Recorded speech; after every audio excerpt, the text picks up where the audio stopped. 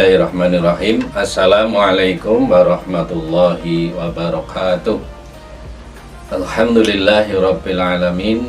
Wassalatu wassalamu ala ashrafil anbiya'i wal mursalin wa ala alihi wa ashabi ajma'in. Amma ba'd. Hadirin para pemirsa yang semoga dirahmati Allah Subhanahu wa taala. Alhamdulillah, mari senantiasa kita memanjatkan rasa syukur kita kehadirat Allah Subhanahu wa taala, di mana pada bulan yang mulia ini kita bisa bersama-sama menjalankan ibadah yang mulia, yaitu ibadah saum Ramadan. Salawat dan salam mari senantiasa kita sampaikan kepada junjungan kita Nabi Agung Muhammad Sallallahu Alaihi Wasallam. Para pemirsa yang dirahmati Allah Subhanahu wa taala, pada kesempatan yang berbahagia ini, marilah kita sejenak merenung tentang persaudaraan di antara kita.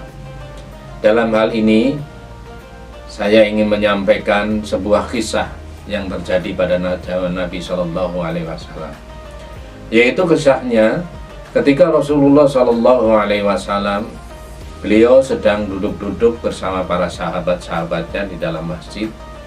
Kemudian tiba-tiba beliau mengatakan, "Wahai sahabat-sahabatku, sebentar lagi akan masuk melalui pintu itu seorang lelaki yang dia mendapatkan julukan sebagai lelaki ahli surga."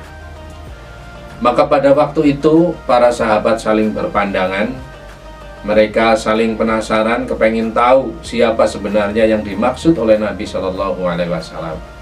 Karena pada saat itu semua para sahabat sudah berkumpul bersama-sama dengan Nabi Shallallahu Alaihi Wasallam. Tapi kenapa Nabi Shallallahu Alaihi Wasallam masih menyampaikan bahwa akan masuk melalui sebuah pintu yang ada di masjid itu yang ditunjuk oleh Nabi sebagai lelaki ahli surga? Maka para sahabat menunggu-nunggu siapakah lelaki yang dimaksud oleh Nabi Shallallahu Alaihi Wasallam. Dan tidak berapa lama, betul kemudian masuklah seorang lelaki, yang lelaki ini sama sekali tidak dikenal oleh para sahabat. Bahkan di antara para sahabat pun jarang bertemu dengan lelaki ini. Dia orang biasa-biasa saja, yang kesehariannya di masjid juga biasa-biasa saja. Maka tentunya hal yang demikian tidak mengundang perhatian yang serius dari para sahabat. Tapi hadirin yang dirahmati Allah Subhanahu wa taala, di hari yang kedua Rasulullah Shallallahu Alaihi Wasallam beliau pun menyampaikan hal yang sama. Ketika sedang berkumpul dengan para sahabatnya, semua sudah berkumpul di situ, sahabat-sahabat penting dari Nabi Shallallahu Alaihi Wasallam. Tetapi lagi-lagi Nabi Shallallahu Alaihi Wasallam menyampaikan bahwa sebentar lagi akan masuk lelaki ahli surga. Para sahabat semakin penasaran siapa lagi yang akan dimaksud oleh Nabi Shallallahu Alaihi Wasallam. Kemarin yang disampaikan oleh Nabi orang yang sama sekali tidak dikenal. Lalu ini siapa lagi? Maka para sahabat menunggu-nunggu siapa yang akan datang. Dan ternyata para hadirin yang dirahmati Allah, ternyata yang datang adalah orang yang kemarin, orang yang sama. Maka ini tentunya membuat para sahabat semakin bingung. Dan sampai 3 kali di hari ketiga pun Nabi Shallallahu Alaihi Wasallam masih mengabarkan bahwa nanti akan masuk lelaki ahli surga. Para sahabat masih menunggu-nunggu lagi siapa lagi ini yang dimaksud oleh Nabi Shallallahu Alaihi Wasallam. Dan para hadirin yang dirahmati Allah, ternyata orang yang dimaksud adalah orang yang kemarin juga. Hadirin yang dirahmati Allah, Abdullah bin Umar, dia penasaran, kenapa orang ini disebut oleh Nabi sebagai lelaki yang di surga? Apa sebetulnya amalan yang dia kerjakan? Kemudian Abdullah bin Umar menemui orang ini, "Wahai si fulan, bolehkah saya untuk berkunjung ke rumahmu?" Orang ini menyampaikan, "Silakan saja wahai sahabat." Abdullah bin Umar berkunjung dengan maksud untuk menyelidiki, untuk kepengin tahu apa sebetulnya yang dijalankan oleh lelaki ini sehingga Nabi menyebutkan dia adalah lelaki ahli surga.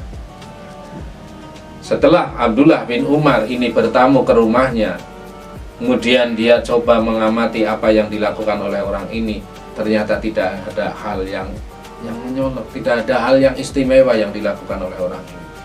Maka Abdullah bin Umar semakin penasaran. Akhirnya dia memutuskan untuk menginap di rumahnya dengan maksud untuk mengetahui apa aktivitas ibadah yang dilakukan oleh orang ini di malam hari. Kemudian Abdullah bin Umar tidak tidur, sengaja untuk melihat apa yang dilakukan. Dan para hadirin yang dirahmati Allah Subhanahu wa taala, ternyata apa yang dilakukan oleh orang ini bukan sesuatu yang aneh. Setelah sholat Isya, dia kemudian bersiap-siap, lalu kemudian juga tidur. Kemudian bangun menjelang sholat subuh untuk sholat tahajud. Hal yang demikian pun banyak dilakukan oleh para sahabat. Bahkan lebih dari itu banyak dilakukan oleh para sahabat-sahabat yang mulia. Tapi Rasul menyebut dia sebagai lelaki ahli surga. Maka Abdullah bin Umar ini semakin penasaran, apa sih amalan yang dikerjakan oleh orang ini?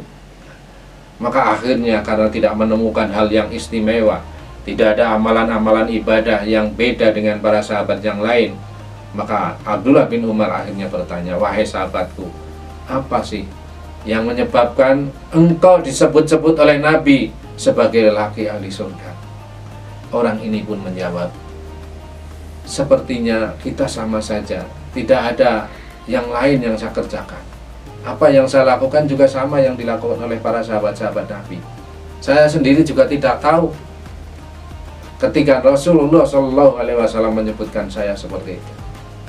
Kemudian setelah berpikir sejenak, orang ini memberitahu kepada Abdullah bin Umar, wahai sahabatku, mungkin ini.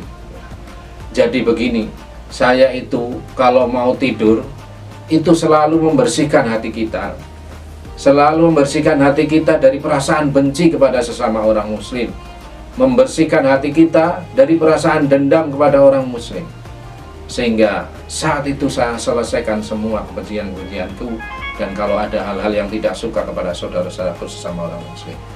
Para hadirin, para pemirsa yang dirahmati Allah, dan ternyata inilah yang dimaksud oleh Nabi. Jadi orang ini selalu memaafkan orang lain, selalu mencintai orang-orang yang lain yang sesama muslim. Hal ini kan memang sudah diperintahkan oleh Rasulullah Sallallahu Alaihi Wasallam. Beliau bersabda, al muslim akhul muslim, la yadlimuhu wa la yuslimuhu. Orang muslim yang satu dengan orang muslim yang lain adalah bersaudara, tidak menzaliminya dan juga tidak membiarkan saudaranya dizalimi. Inilah sebetulnya itu adalah sudah disinyalir oleh Rasulullah Sallallahu Alaihi Wasallam. Jadi kita itu adalah bersaudara. Kita tidak boleh menyakiti saudara kita. Dan apabila ada saudara kita sesama muslim yang disakiti oleh orang lain, maka kita wajib untuk membelanya, wajib untuk melindunginya dalam rangka melindungi saudara kita.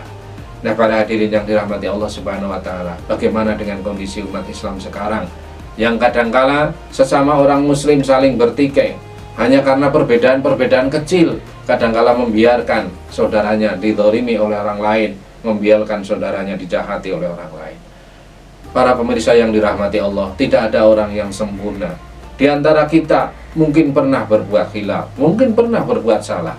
Maka yang terbaik bagi kita adalah sebagaimana yang difirmankan oleh Allah Subhanahu wa taala dalam surat Al-Hujurat ayat 10. Allah Subhanahu wa taala berfirman, a'udzubillahi minasyaitonir rajim. Innamal mu'minuna ikhwatun wa aslihu baina akhwaikum wattaqullaha la'allakum tarhamun. Sesungguhnya orang-orang mukmin itu adalah bersaudara, maka damaikanlah persaudaraan di antaranya dan bertakwalah kepada Allah agar kalian mendapatkan rahmat Allah. Inilah perintah Allah Subhanahu wa taala kepada kita. Kalau ada perselisihan di antara kita, ada perbedaan di antara kita, ada pertengkaran di antara kita, wa aslihu baina akhwaikum, maka perbaikilah persaudaraan kita, sehingga dengan demikian kita akan mendapatkan rahmat Allah Subhanahu wa taala. Dan yang terakhir, apa yang disabdakan oleh Rasulullah Sallallahu Alaihi Wasallam, al mukmin lil mukmin kal bunyan yasudu ba'duhum ba'du.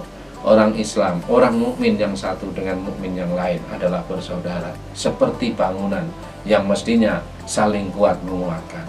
Kita dengan saudara orang muslim kita, mari kita bangun persaudaraan yang semakin kuat, sehingga orang muslim di Indonesia yang banyak ini menjadi bersatu, dan itu akan menjadi kekuatan yang tentunya akan ditakuti oleh orang-orang yang tidak suka dengan agama Islam, oleh orang-orang yang punya kedengkian dengan Islam. Ketika kita bersatu, mereka pasti akan khawatir, mereka mesti akan takut. Kalau kita bercerai-berai, maka kita akan dipermainkan oleh mereka. Itulah, maka mari kita bersaudara. Ya, perbedaan yang ada di antara kita, jadikanlah itu sebagai ladang amal untuk berfastabiqul khairat, untuk berlomba-lomba di dalam kita meraih kebaikan. Demikian yang bisa saya sampaikan. Mohon maaf apabila ada kekurangan. Mohon maaf apabila ada kekhilafan dan kesalahan. Aqulu qouli hadza astaghfirullah li wa lakum. Billahi taufiq wal hidayah. Wassalamualaikum warahmatullahi wabarakatuh.